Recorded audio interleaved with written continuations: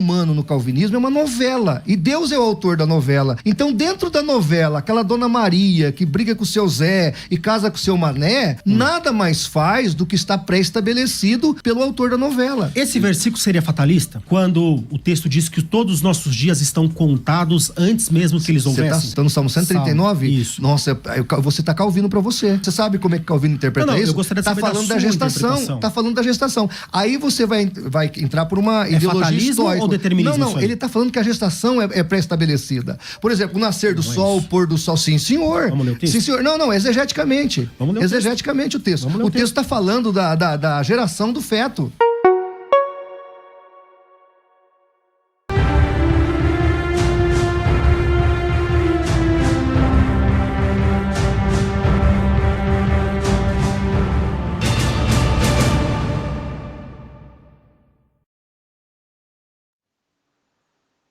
Eu vi esse debate, acabei de ver aqui. É de se lamentar esse Martinez.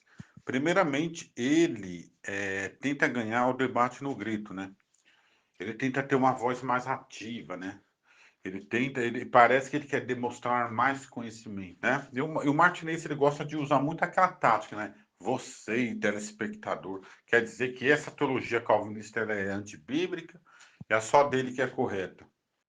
Aí por isso que eu parei de assistir esses debates, porque o debate no Brasil virou uma distorção antibíblica. Não é um debate que expõe as verdades bíblicas, expõe a distorção bíblica, é o debate da distorção.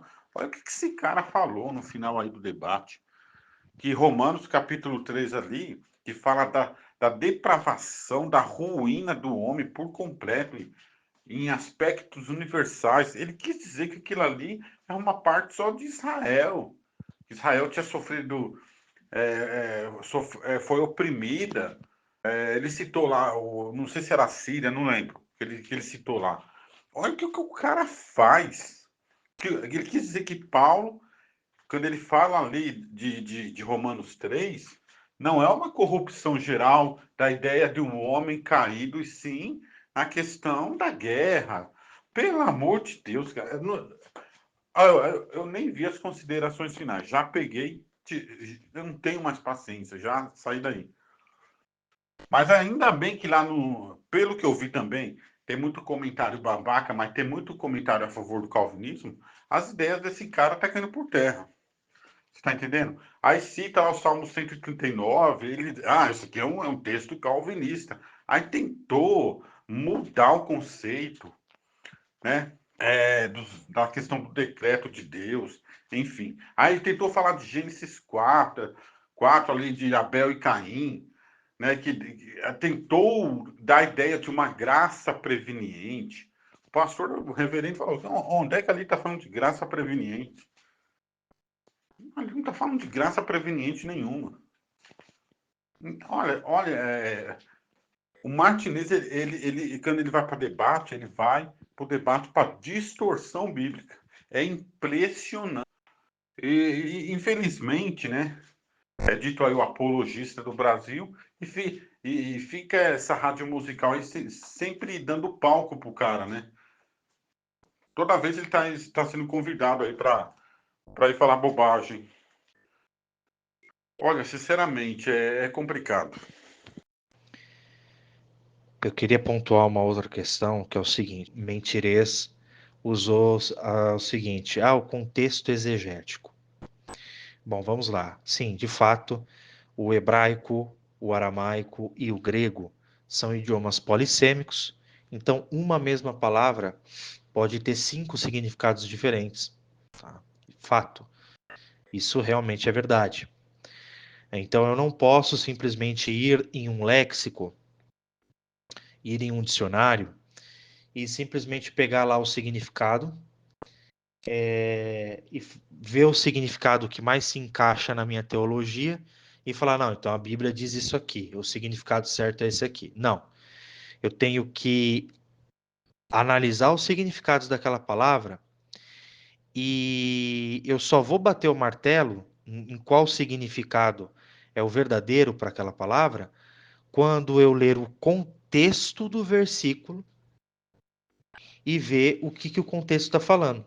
Então, o que define o significado de uma palavra nos idiomas polissêmicos, como o hebraico, aramaico e grego, não é só o léxico, é o contexto. Isso é um fato. Esse Martinez, ele, ao citar isso, ele não vai citar, por exemplo, que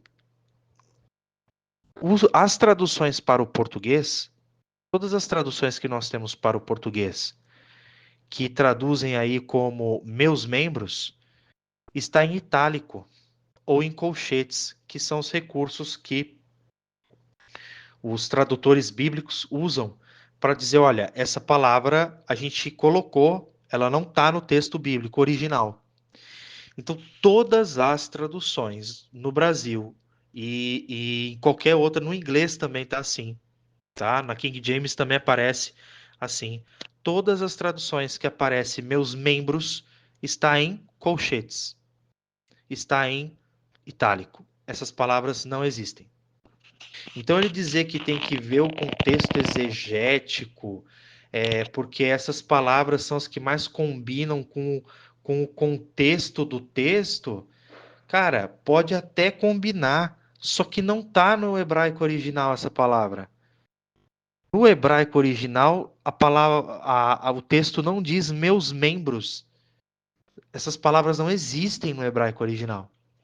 Então, se elas não existem, eu não posso colocar elas ali, porque eu estou fazendo o quê? Eu estou colocando a minha teologia acima do texto. Ok? O texto hebraico original vai falar dias. Até citei aí nos textos que eu coloquei aqui para vocês.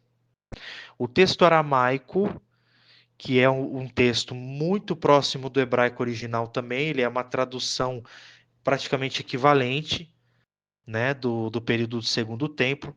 Inclusive, essa tradução foi encabeçada, segundo nós temos informações dos rabinos, pelo profeta Esdras, também traz dias, traz membros, traz dias. O texto grego da Septuaginta, que é um texto que foi traduzido do original hebraico para o grego, também traz dias. E a Vulgata Latina de São Jerônimo, São Jerônimo utilizou o texto hebraico, ele não utilizou a Septuaginta, ele usou o texto hebraico original, que não era nem o massorético ainda, é até anterior ao texto massorético, ou seja, é uma fonte do texto hebraico mais antiga ainda, mais próxima do original hebraico. Ele traduziu dias, colocou dias. Então, não há evidência nenhuma de que havia meus membros. Não há evidência. Se a palavra membros estivesse ali, no hebraico original, eu até entenderia o que Martinez está falando. E falaria, não, ele tem razão. Só que não tá, gente. Originalmente, a palavra dias está no hebraico original.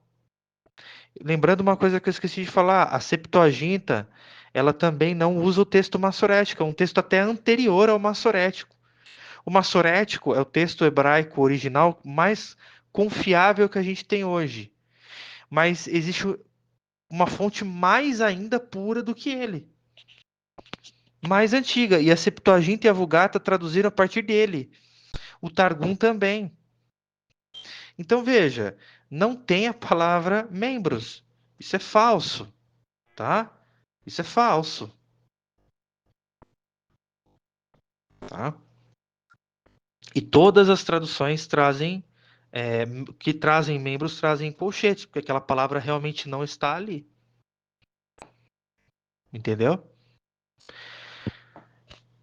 E essas palavras, no hebraico original, na Septuaginta, na Vulgata, no aramaico, não tem nenhuma palavra aí falando de membros. Nada cita membros. Fala, o meu corpo foi visto informe por ti, mas não segue falando de membros. Entendeu? Então, sim, os textos mais antigos, mais fiéis ao hebraico original que a gente tem, trazem dias, não trazem membros. Entendeu? Então, truco, né? Não tem nada que indique aí membros, tá? Nada. A palavra nem existe, tá? Se ela existisse, a gente até poderia dizer o que ele falou. Ah, não, olha, tá falando de membros, de corpo em formação, minha matéria informe. Ah, faz sentido. Mas se a palavra ela nem existe, não tem como. Então é dias mesmo, tá? Originalmente é dias. Podem pegar essas traduções aí. Eu peguei o texto massorético, o texto aramaico, o texto da Septuaginta, o texto da Vulgata, todos eles trazem dias, tá? Ah, e só um adendo no que eu falei aqui no meu áudio, o texto massorético, ele é da Idade Média, mas ele é mais próximo do original, ele está em contato com o original, entendeu? Assim como todos os outros, tá? Então por isso que ele é o padrão utilizado hoje, tá? Mas assim como o massorético, ele está mais próximo de uma fonte de um hebraico, de um texto mais autografal, né, se a gente pode dizer, as outras também, tá? Porque elas são até anteriores ao texto massorético. Enfim, é isso, tá? Nada indica que o texto fala de membros, absolutamente nada. Isso é falso, tá? Falso, completamente falso. Cara, é o Martinez, né? Então não tem muito o que dizer. Entende? É por isso que eu queria pegar esse cara para debater. Esse cara ia passar uma vergonha tremenda, cara. Mas correu, né? Como um covarde que ele é.